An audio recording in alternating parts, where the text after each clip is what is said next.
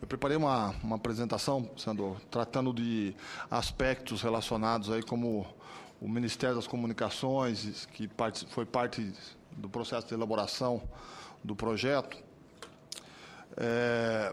Como é que entende essas discussões que foi proposto pela Casa, né? Primeiro aí, falar...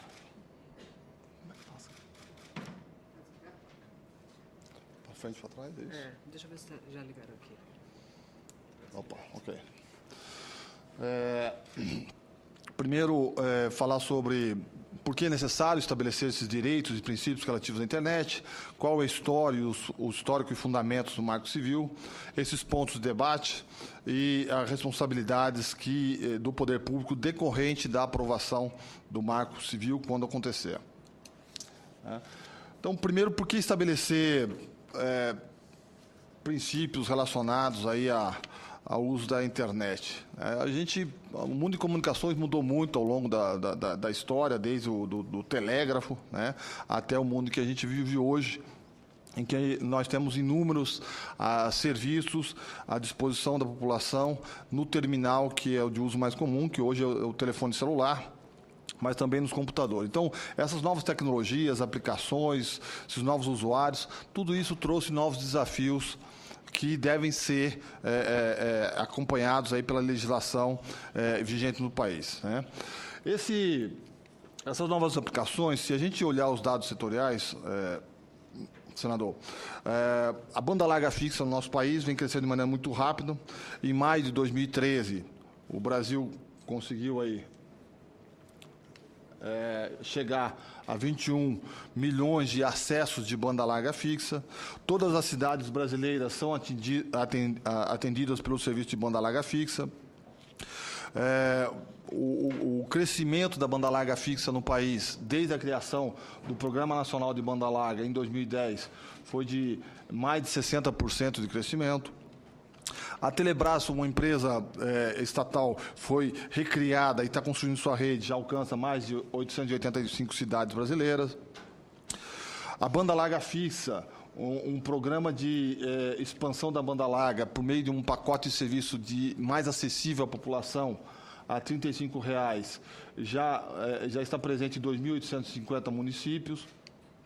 E tem em torno de 2.500.000 acessos, que são 3% do total de banda larga fixa no país, e já conseguimos alcançar com esse programa. Do lado da banda larga móvel, o crescimento também muito rápido, dados de maio deste ano, senador. Nós temos a cobertura do 3G em mais de 3.000 cidades, temos mais de 74 milhões de acessos de banda larga móvel. O crescimento da banda larga móvel desde a criação do Programa Nacional de Banda Larga foi de 341% em números de cidades com o serviço de banda larga móvel e mais de 383% no número de acesso à banda larga. Esses números, senador, são números de maio, os números atuais são bem superiores a esse, né? Já começamos a... Bom dia, senador. Já começamos a implantação do 4G e também, decorrência do leilão do 4G, começamos a implantação do atendimento rural por meio da faixa de 450 MHz. Então, esse projeto de expansão da banda larga se preocupa não só com a parte urbana, mas também em prover serviços na área rural. Se a gente for olhar, deixando a questão da infraestrutura, do acesso, a conexão em banda larga, mas olhar também a economia que está no entorno do acesso à banda larga, em particular a economia da internet, o Brasil hoje possui 3,3 milhões de páginas do .br, dados de agosto de 2013. Somos um dos principais países no mundo com páginas debaixo do seu domínio, no caso o .br. O serviço de e-commerce, comércio eletrônico no Brasil, atingiu ano passado 22 bilhões e meio em faturamento. Temos quase 32 milhões de consumidores eletrônicos que adquirem serviços por meio da internet, sendo que a classe C representa aí 61% do faturamento do comércio eletrônico no país. 35 milhões de usuários de jogos digitais, dados de 2011, 49 milhões de usuários do Facebook, dados de 2012, 23% das operações bancárias foram realizadas por meio de Internet Banking, 54% das médias e grandes empresas utilizam recursos de computação em nível. No mundo, o tráfego de internet deve triplicar nos próximos 5 anos. O conteúdo de vídeo vai representar 80%, 90% do tráfego total da internet a partir de 2017. As receitas com publicidade online nos Estados Unidos atingiram 36 bilhões de reais e concentradas principalmente em 10 empresas. E 1/3 dos dados mundiais está hospedado hoje nos Estados Unidos. Então, a internet, né, além de ser um mecanismo de cidadania, de oportunidade de divulgação de informação, de obtenção de informação, é também um meio de negócio. E esse crescimento acelerado da banda larga reforça a importância do estabelecimento de princípios e direitos do usuário da internet.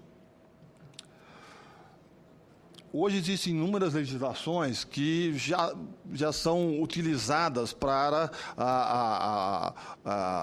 regrar serviços prestados na internet. O Código de Defesa do Consumidor é utilizado e inúmeras outras legislações são utilizadas. Mas o que é importante, é necessário que a gente tenha uma legislação específica, né, para evitar que brechas aconteçam, né, e que sejam ruins para o desenvolvimento da internet. E é nesse sentido que foi criado o Marco Civil da Internet. Ele é um projeto de autoria do Poder Executivo e foi encaminhado ao Congresso Nacional por 4 ministérios. Né? O Ministério das Comunicações, da Justiça, da Ciência, Tecnologia e Inovação e do Ministério do Planejamento. Qual foi o histórico do Marco Civil? Ele começa lá em 2009, uma primeira consulta pública realizada pelo Ministério da Justiça, obteve mais de 800 contribuições em suas diversas vertentes. Em abril de 2010, uma nova fase de consulta pública, já aí no anteprojeto do Marco Civil. Em agosto de 2011, o projeto é encaminhado pelo governo ao Congresso Nacional. Em março de 2012, é instalada a Comissão Especial para analisar o projeto de lei 2126 de 2011. E desde então, o que tem acontecido é a realização de seminários e audiências públicas em todo o Brasil. Mas a gente gostaria de destacar que é importante que a gente resolva aí todas as questões que existem em torno do projeto para aprovar, porque é de suma importância para o desenvolvimento da internet no nosso país. O anteprojeto, o projeto de lei, ele tem um conjunto de fundamentos, objetivos, princípios, e ele traz também muitas questões relacionadas ao direito do usuário.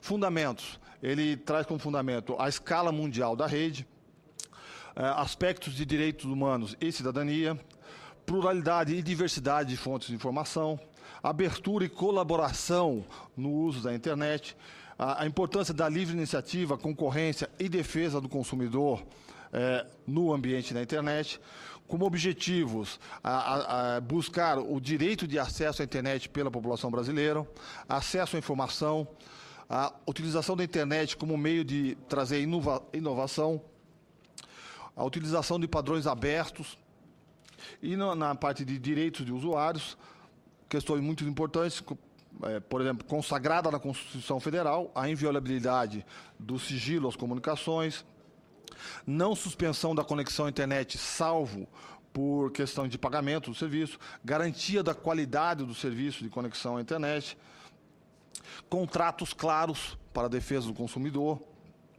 e como princípios, liberdade de expressão, privacidade, proteção de dados pessoais, neutralidade, segurança e estabilidade da rede, responsabilização dos agentes do elo de uso da internet e também a natureza participativa da rede.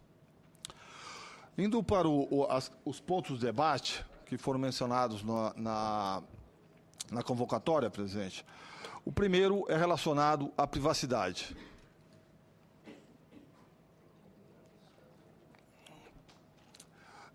O primeiro aspecto que é trazido no projeto do Marco Civil é a inviolabilidade da intimidade e do sigilo das comunicações do brasileiro no uso da internet. Isso é previsão já desde a nossa Constituição até diversas leis decorrentes, mas trazida aqui para a internet, ela é consagrada no Marco Civil. Também diz que o Marco Civil também diz que a coleta, armazenamento e uso de dados pessoais de brasileiros somente são permitidos após consentimento do usuário, livre, expresso, específico e informado do titular ou com base em legislação.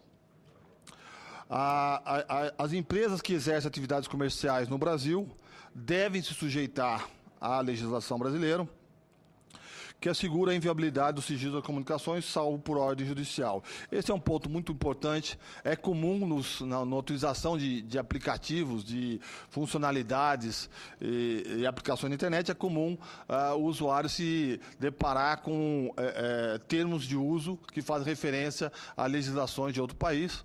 O Marco Civil, então, ele traz essa oportunidade de assegurar que a regra que vale na utilização de aplicativos e aplicações é aquela legislação brasileira e não a legislação de outro país.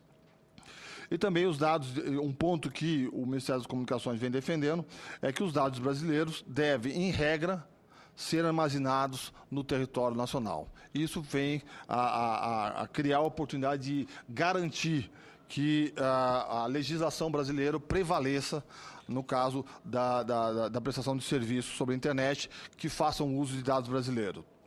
É importante mencionar que, quando mencionamos esse ponto, sabemos que teremos que fazer uma regulação decorrente do processo de estabelecer essa regra, mas consideramos que é fundamental ter o armazenamento dos dados de brasileiros em território nacional. Outro aspecto pedido também para o debate é sobre a neutralidade de redes, presidente. A neutralidade de rede é um ponto que sempre foi apoiado pelo Poder Executivo, faz parte da proposta inicial encaminhada ao Congresso Nacional. É importante garantir a neutralidade de rede para evitar práticas anticompetitivas, violações da liberdade de comunicação do usuário e também manter o ambiente inovador da rede. Presidente, aqui eu queria fazer só um comentário a respeito da neutralidade, que não é um fato novo. A questão as preocupações com a neutralidade não é um fato novo. Para o senhor ter uma ideia, as centrais automáticas de telecomunicações surgiram por um processo semelhante à questão da neutralidade de rede. A central automática de telecomunicações surgiu porque, no século XIX, havia uma preocupação de que, em determinadas cidades dos Estados Unidos, o serviço de conexão telefônica era feito pelas atendentes e havia uma preocupação de um dono de uma funerária de que as chamadas para a funerária deles não estavam sendo encaminhadas porque a atendente ela era parente de um dono de uma outra funerária. Então, o que ela fazia? Ela encaminhava as chamadas só para a funerária do seu parente e não para a do concorrente. E, a partir disso, surgiu a centrais automáticas tentando lidar com essa questão de que poderia acontecer uma prática anticompetitiva. O fato é que é uma preocupação existente, a neutralidade. O governo apoia o projeto. Mas uma questão importante é que, como todo um princípio, né, ele deve estar sujeito a algumas mitigações. Então, a gente considera que é importante excetuar na questão da neutralidade situações de emergência, aplicações de telemedicina, combate a spam, e no anteprojeto já são feitas referências a essas exceções. Não é um conceito autoexplicativo e também requer uma regulamentação técnica. E também está previsto no anteprojeto. Com respeito à guarda de registro, a guarda de registro é obrigatória nos casos dos registros de conexão e aguardá-la por 1 ano, é facultativa no caso dos acessos a aplicações. Na provisão de conexão é vedada a guarda de registros de aplicações à internet e a disponibilização dos registros somente por ordem judicial. Registro que estamos falando aqui é o IP, a data que foi utilizado e a hora em que foi utilizado. Por fim, só destacando alguns pontos importantes que a gente considera, o Marco Civil traz algumas diretrizes para a atuação do poder público. E aí, diretrizes importantes, fala de transparência nos mecanismos de governança, democracia nos mecanismos de governança da internet, interoperabilidade do serviço de governo eletrônico, interoperabilidade entre sistemas e terminais diversos, o uso de tecnologias e padrões e formatos abertos e livres, otimização de infraestruturas, capacitação, cultura e cidadania e atendimento ao cidadão. Também o anteprojeto diz que o poder público deve buscar a compatibilidade do serviço de governo eletrônico com diversos terminais, sistemas operacionais e aplicativos, acessibilidade de todos os interessados, tratamento das informações automatizado, a possibilidade de tratamento automatizado das informações, facilidade do serviço de governo eletrônico, fortalecimento da participação social na elaboração de políticas públicas. E também... Para encerrar, secretário. Ok, muito obrigado, senador. E um último ponto fala sobre capacitação. Né? A gente, cada vez mais, a população está aderindo aos serviços de banda larga que promovem o acesso à internet e o anteprojeto se preocupa também com a capacitação para assegurar o uso seguro, consciente e responsável da internet. Isso tudo, presidente, para concluir, para dizer que esse Marco Civil está alinhado com os objetivos do Ministério das Comunicações, em particular com o Programa Nacional de Banda Larga, que tem uma série de vertentes e essas vertentes se comunicam com os fundamentos, objetivos, diretrizes que estão estabelecidas no Marco Civil. Senhor presidente, muito obrigado e desculpe por ter estendido um pouco o tempo. Essa é a mensagem inicial. Muito obrigado. Passo agora